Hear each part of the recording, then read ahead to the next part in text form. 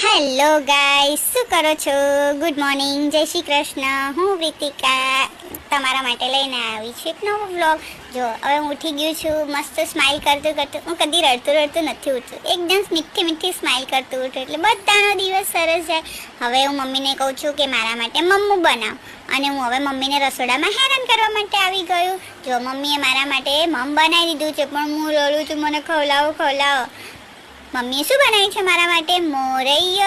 મોલૈયાની ખીર બનાવી છે. હું કહું છું જાતે ખાઈ લો મમ્મી કહે છે બેટું નો મમ્મી ખવડાવશે. હવે જોજો મમ્મી મને કેવી રીતે મમ્મમ કરાવે. અને હું હવે જોજો, હું એટલું હેપી થઈ જઈશ ને મમ્મમ કરીને.